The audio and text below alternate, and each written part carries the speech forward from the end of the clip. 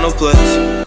Yeah, and it's amazing, yeah. Getting paper, yeah. Doing what I love, yeah. What's going on, YouTube? It's your boy Rare Kicks, man. I'm back with another video.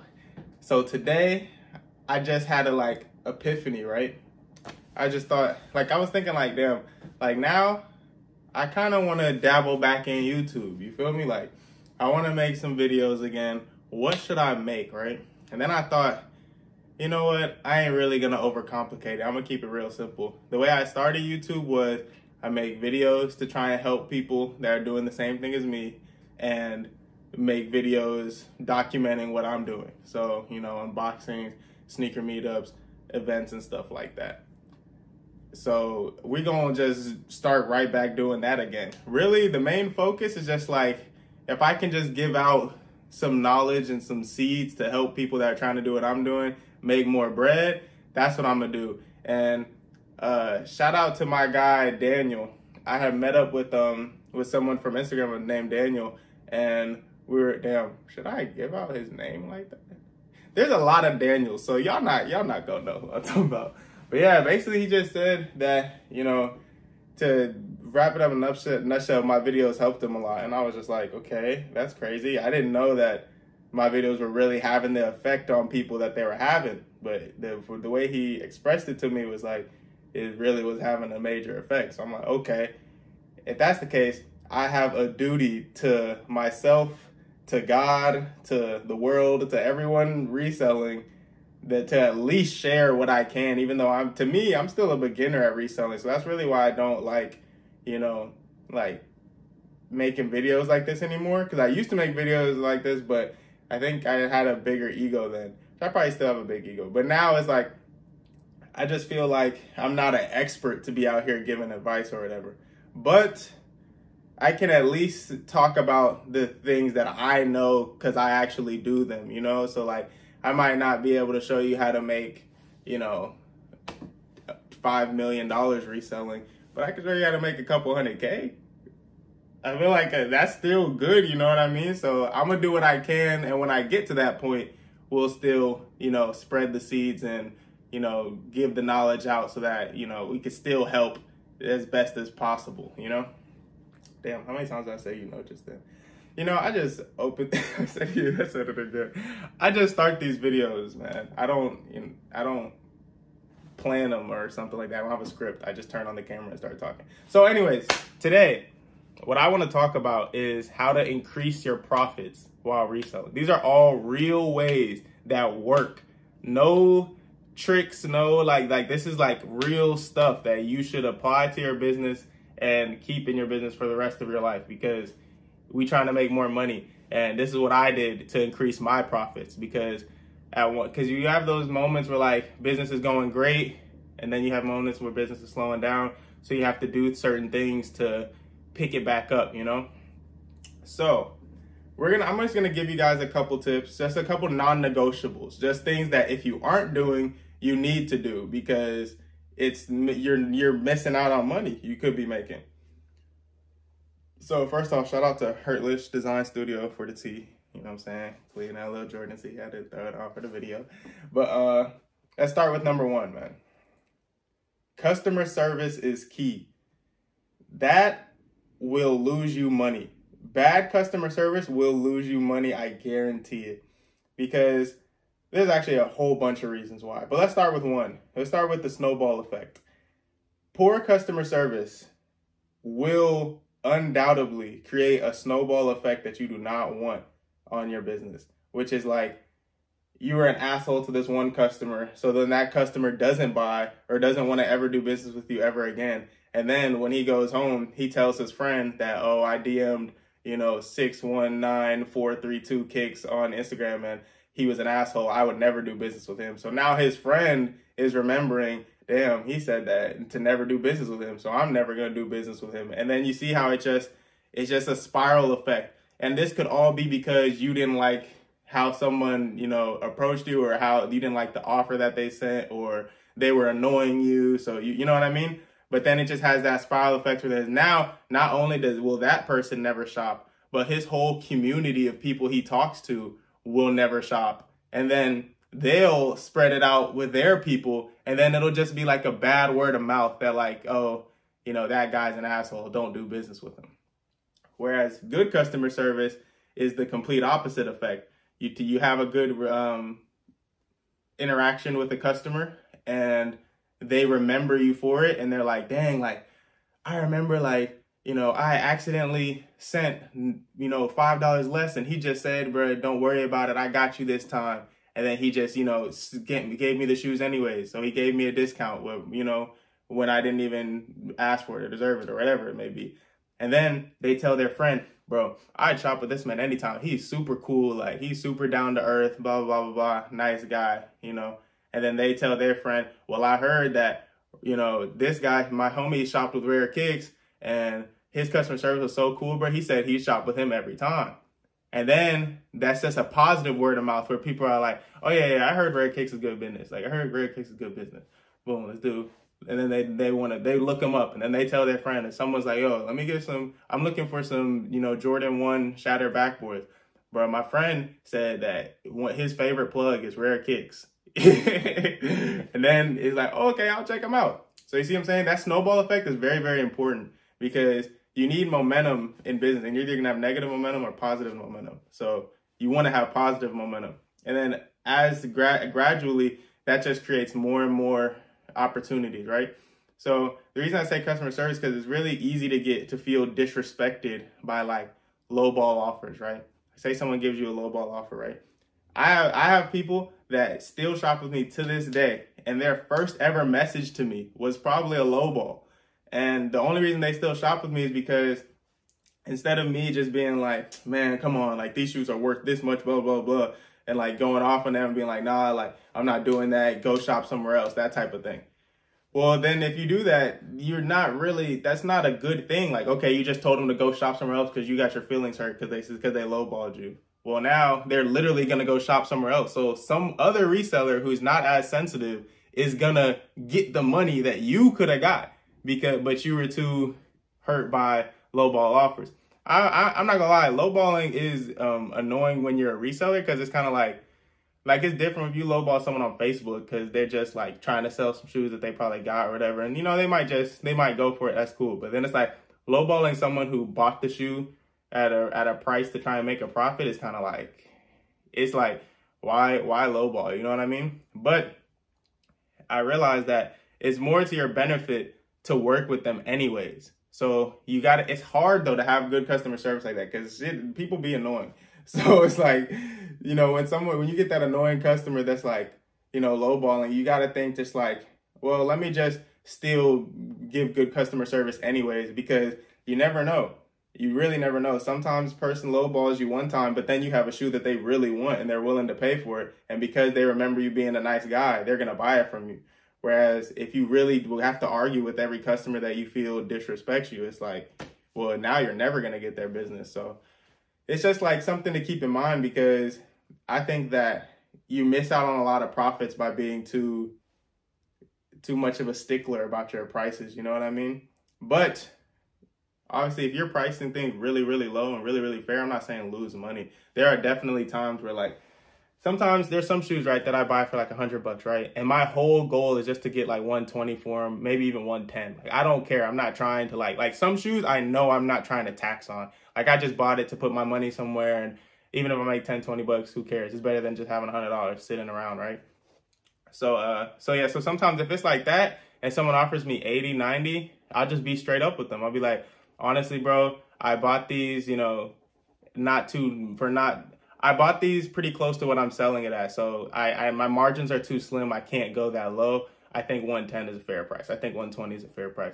And a lot of times they'll respect that, because people can really tell when you're taxing, bro. So it's kind of like, if I get a Jordan 4 that the market is $350 and I put it at, you know, $450, people know that that's way over market. So it's like, yeah, they might offer low and they're not going to respect it the same. But it's like, if you have a shoe that market is $350, that's what it says on Go Stock X or whatever, and you're selling it for $340, and then someone like offers and you tell them straight up, like, I'm firm on $340, they're definitely going to respect that a lot more, because they already know, you know what I mean? So customer service is key. Be nice to everybody. work with everybody. You don't have to do their prices. That's not what I'm saying when I say work with them. But there's a way to handle things where it's like if someone gives you an offer that you don't like or something, you don't have to be like, you don't have to leave them. You don't have to ignore their message because people hate being ignored by businesses. So that's not a good thing for your customer service either. You don't need to respond to them with some smart ass response because that's not helping anybody either. And you don't want to well, I guess that's the same thing. Like, you don't want to tell them kick rocks, basically. Even if you decline the offer, it's as simple as like, you have the shoe post for $360, right? They offer $280. You paid $300. You just tell them you can't do it, but I appreciate your offer. You know what I mean? Or here's what I do. Because for me, profit is profit for me. I like to keep my money moving, everything moving. Just like even yesterday, I recorded a video, and half of this shelf has shoes right here, and I sold like, I don't even know. There are a lot of them on the floor, like 1, 2, 3, 4, 5, 6, 7, 8, 9, 10, 11, 12, 13, 14, 15, like 15, 20, like over 20 pairs. And not every pair I made big profit on. Some of them was literally just to keep a connection. And that is perfect because that's going into my next topic. So customer service is important, work with people, and then connections. Good connections are very, very, very, very, very important. And you're missing out on money if you're not able to establish these connections. And to establish these connections, sometimes it costs you money. It's not, every connection isn't just like gonna work out perfectly and you don't spend anything to get it. Like a lot of connections is like, you might have to lose money a couple times. You might have to spend some money to what's the word? To grow the connection, for lack of a better word. So you gotta think about stuff like that because connections are what really keep businesses alive. It's like one time I had a really bad knee injury, which I'm still going through it now, but when it was in its worst stage and I was in pain every day, I could barely, like, I couldn't even walk without being in pain. Driving was painful. Everything was painful, right? And it was just hard for me to go. I couldn't go to sneaker events, so I stopped making sneaker event videos. Couldn't go to a lot of meetups and stuff like that. I was just at the house stretching, doing therapy stuff, and just trying to get back into like moving stuff. Plus, I have staircase in my house, so it's like for me to move and, you know, do stuff like work a lot, up and down stairs. It's kind of hard when your knee is like, you know what I'm saying, not fucking with you. So, you know, basically my connections really kept me in business for that time because I wasn't able to go outsource the way I usually do. So I almost started relying on my connections to where it's just like, well, thank God that I have these people that I'm so cool with hitting my phone with shoes all the time, because in reality, it would have been really hard to get shoes without that. So I'm very grateful for having those connections, but I also realize how important that is and how much money that's able to make me on a consistent basis.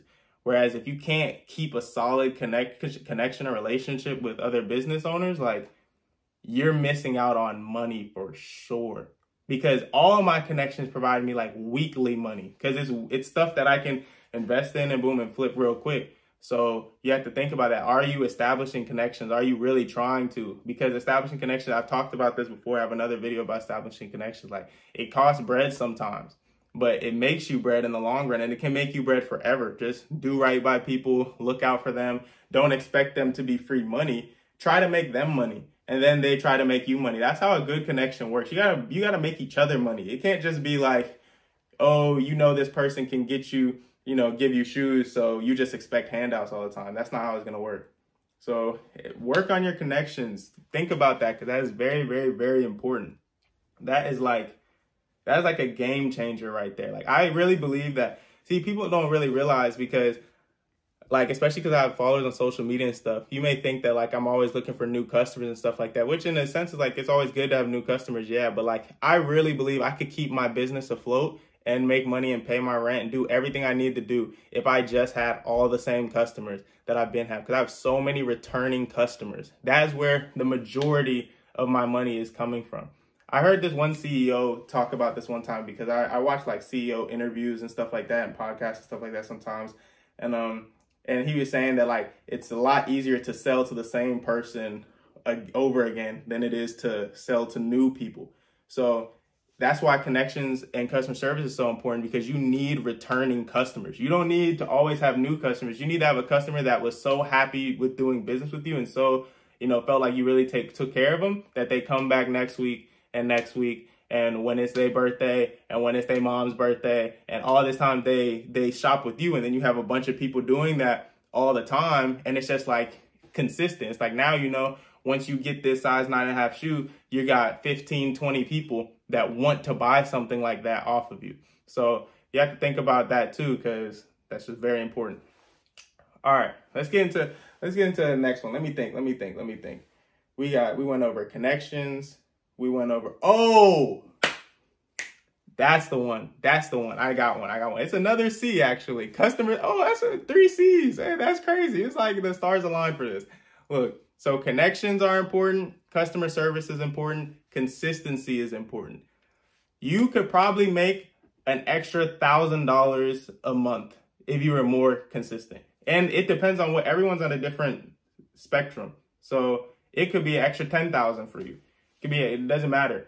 The point is, consistency is so important. And a lot of the resellers I know that are doing the best are the most consistent people I've ever seen. Like every single day, every morning, they got stuff going up on the story, boom, going up, reels going up, more story posts going up, boom, feed posts going up, always new, updates, new this, we just got that, oh, great price, steal, you know, they're just throwing stuff out. And a lot of resellers, especially upcoming ones, they post a couple times a week, but they're not consistent in how much they post. They're not consistent in trying to improve their post. You have to always be trying to improve these things. You have to make things better, because otherwise it gets dry and it gets like boring and people lose interest. And if you're not consistent, you're missing out on like, oh, you didn't post for 3 days. In those 3 days, you should have made some money. You should have had some opportunity. You should have gave yourself some opportunity to make money at least. So you have to be consistent. And that comes with everything. It's not just marketing. It's like you have to be consistent with putting stuff in your spreadsheet, because all these things, if you're consistent with everything, it just makes your business run smoother. This makes things run easier. It makes more opportunity to make money come up. It makes life easier. It makes the money just flow in easier. You know, like you get your orders, you get them shipped, consistent. Your customers are happy. Boom, they're ready to buy again. It just makes everything run smoother, and you need things to be running smooth. Another thing, you should be consistent with posting your shoes on any platform that you can. For example, I took a break like a year ago from GOAT. Like a year ago, I was like, I'm not selling on GOAT because they take a fee, right? And then I heard from a reseller doing way better than me that that he's still selling on GOAT, or that he was still selling on GOAT or something, when he was at a point that's still, you know, way better than me. So I was just like, damn, this man, if he's doing that good and he was selling on GOAT, why the hell am I not selling on GOAT? So then I started back selling on GOAT. And even like this morning, a pair of shoes that hasn't moved on the on my story or whatever, on my Instagram story, just sold on GOAT when I was asleep. So I woke up, boom, seen the GOAT sale, and I was like, damn, okay. So now I kind of got back into that, and that increased my profits, like for sure, like in a good way too, because GOAT, especially when you have DS stuff, like whenever I get DS stuff, after it doesn't move the same day on my story, it's on GOAT, it's up like just waiting, you know what I mean, just sitting there. And a lot of times they sell, stuff be moving on GOAT. So if you're not posting on everything, you should definitely be posting on everything. When I first started, I was very adamant about that. Like I posted on every single platform. I was on Grailed, eBay, OfferUp, Mercari, freaking GOAT. The only thing I didn't vote was StockX. I never liked StockX. I still don't like StockX. I still don't use StockX. That's just a personal thing. I'm not a fan of that app. Sorry, I just can't. But all the other apps though, I think I even tried Poshmark one time. I think that's what it's called. I don't even know, but I didn't really fuck with Poshmark. Like I tried to put some clothes up there or something. But the point is, if you remain consistent with that, right, it will increase your sales, because you'll have all these different opportunities. Instead of having like one opportunity, you can have like 5 or 6. So, or even if it's just 3. 3 is still triple the chance of the shoe selling. So you have to try your best to remain consistent. And you get some shoes, say you get 4 or 5 pairs or whatever, they go up on every channel. You know what I'm saying? They go up on every channel, because that way you're increasing the odds to make more money, which is, at the end of the day, that's what all of this is about. You're trying to make more profit, you have to increase your odds, which means you have to do the little things. All these things are the little things that people ignore, you know what I mean? But they help to make you make more money. Got to stay consistent with that. Stay consistent with just everything. Just think, whatever you're doing, anything that you're doing in your business, don't slack, be consistent, because it helps your business run smoother and it helps you make more money. But yeah, that's obviously, if you really think about it, like, that's a big one, because especially if you don't have like a big following or a storefront or something like that, you should be taking every opportunity you can to sell the shoe. Even if you like have to literally go outside and talk to people, go to an area where people are likely to like shoes, like an area that has other shoe stores, or not, maybe not resale stores, 'cause that's kind of lame to go like market yourself at a resale shop or whatever. But Foot Locker, who gives a fucking Foot Locker? You know what I'm saying? You see somebody, what I used to do when I was first starting out, I got business cards, and now it's not really, I wouldn't say it's really worth my time right now, but if it was, I'd do it. So for when I was first starting out, I had got business cards, and anytime, and I kept them on me, obviously, and anytime I saw somebody with a nice pair of shoes, I compliment them, say, bro, those are tough. Like, I fuck with those, bro. You collect shoes? Me too. But I be selling shoes too, especially like stuff that people don't have around like that. I try to, you know, keep a cool variety. If you're ever interested, bro, just hit me up on Instagram. I'll look out for you, you know what I'm saying? Once you tell them that, they like, oh, I like shoes. Oh, he said he gonna look out? All right, bro, I'll check it out. Not everybody checks it out. I'm sure some people threw away my business card, but I tried, and I know I gained some people from that. So it's like, depends on what spectrum you're at, but you know what I'm saying? You could be really high on the spectrum where it's not worth your time to go out passing out business cards. You could be beginning where it's definitely worth your time. But, you know, I would also say think smart about it, and, you know, try and talk to the people that look interested in shoes. Don't just hand it out to anybody. I mean, that's what I do anyways. I guess you can't hand it out to anybody. You never know. Maybe they'll need a gift for somebody, whatever. But that's what I was doing, because I wanted my card to be, I wasn't trying to just waste cards. Like, I wanted to hand it to sneakerheads. So I seen somebody with a certain pair of shoes dressed a certain way. I'm like, oh yeah, you like shoes. Check me out. You know what I'm saying? That's how I was doing it. I have one more thing that I wanted to talk about. We talked about consistency. We talked about, oh yeah, this is kind of consistency, but it's also like just a general thing that will increase your profits for sure. Like, this is real. No way this doesn't increase your profits. Don't be lazy. And what I'm specifically talking about is traveling. This works for any spectrum that we're at. It doesn't matter if you make 100K a month reselling, 100K a year, or 10K a year. Don't be lazy, because I'm talking about specifically from reselling. Because one of the main ways that I get a lot of steals is like the most, like, it's like the most annoying shit. It's like, I find somebody who's selling these many pairs, like 10, 12 pairs, right? And it's like, oh, damn, they're an hour and a half away. That's unfortunate. You know, for me, since I do this full time, it's like non-negotiable for me. If there's good deals an hour and a half away, I'm going an hour and a half away. If there's good deals 5 hours away, I'm gonna go if it's enough, you know, profit for me to go. You know what I mean?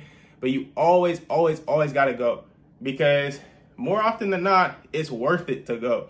Especially if this is what you're trying to do full time. But even if you're doing it a side hustle, like, well, you gotta drive an hour and you could possibly make $500 flipping these shoes, like, go spend 50, however much for a tank of gas, and drive. It's not going to take you full tank to go that far anyways. Drive and go. It works at every spectrum, because you could be someone who only likes to drive if it's near your area or whatever, which is fine, but go outside, man. Go see some new scenery. Go 30 minutes, 40 minutes, however long you can afford to do, and go get some shoes that, if there's a good deal out there. Can't be worried about, oh, it might not be this. It's like, part of running a business or anything like this is like, you gotta take the risk sometimes. Sometimes I make the drive not knowing for sure, like, is this really like as good of a deal as I hope it is? Most of the times it's like, what's the worst that can happen? I don't make that much money, but I still make some. Or what's like this, if you think about it like that, there's not really anything too bad that can happen, most likely. So you meet somebody in a public place somewhere, you know, wherever it's gotta be, but don't be afraid to drive. And even if you make enough money to where, like, say you could spend like 10,000 on a deal or whatever, like, make that drive, even if it's 2.5 hours, 3.5 hours away, you know, go.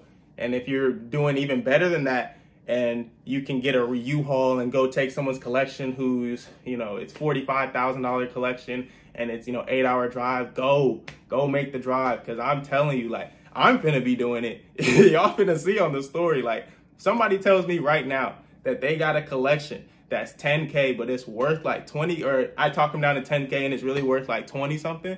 Like, even if it's just like, if there's thousands of dollars to be made, like, I'll rent the U-Haul. I'll probably just take one of my cars, or I'll take my cars because I think I could fit a lot of shoes in my cars. But if I really need a U-Haul, I get the U-Haul and I'm going. So I would just say, at any level that you're at, don't be lazy. Don't ever fall into that, like, oh, it's a pretty good deal, but he's all the way, and oh, he's an hour 20 away. Like, that's tough. Like, bruh, throw on a podcast, hop in the whip, and go get the shoes. That's just how, I know a lot of you guys know this. A lot of you guys know this, but still sometimes probably don't want to make the drive. You should make the drive. If there's an event, it's 2 hours away. Fuck, it's 2 hours away. Drive, bruh. Go. Like, that's what I was talking to my subscribers on Instagram about this, is that a lot of reselling is traveling. Like, a big part of reselling is traveling, like, literally. It's worth it a lot of the times to travel. You go, you make that investment, come home, you'd be surprised at how much money you just made because of that investment. You minus, okay, you probably just spend $300 to get there. If it's really far, maybe $40 to get there. You know, like, you can make, if it's not worth $40, then maybe don't go. But I'm just saying, like, you know, for those things that you can tell you can make some money out there, like, go. But yeah, that's all I really got for y'all for today's video, man. I just wanted to share those things because those are some tips that I realized recently that helped my business. So I was just like, all right, we're going to pass them down, you know what I mean, to other people so they can use it. Maybe it's something you haven't thought about. Maybe you didn't realize how serious these things are. Like, they sound like the little things, but customer service is so important. I've asked resellers that I look up to, I was like, okay, these guys are really doing something, like, I want to learn from them. And that's one of the first things they always tell me is customer service is key. So it's like, I take that and I apply it to my own business, and I noticed they're right. Like, there's been times where someone offered me low and I didn't like the offer, but instead I was just kind to them and sent them a counter offer, and we still end up working out a deal, and I still make $50. Maybe I don't make $80 off the deal like I wanted. Maybe I don't make 100, but I make 50, and now this person appreciates the business and appreciate me working with them, and then they shop again and again and again. So it really is important, you know? But yeah, customer service, consistency, all these things, just think about them, man. Appreciate you guys for watching. If you want to talk to me one-on-one and ask me any questions, or get some more detailed advice, which I'm trying to give, like, this is just general things that I know will help. If you have detailed questions about your specific situations, I would tap in on Instagram and subscribe for that, because on Instagram we got a little subscriber group where we just work to make more money reselling, man, or make more money just in life in general. A lot of things you could be doing that can improve how much money you make as an individual and just how effective you are as a business owner and a person in general. Anyways, appreciate you guys for watching. Signing out. Out of town, never saw her before. Told her, baby, we don't got that long. Listen, it's not my city show.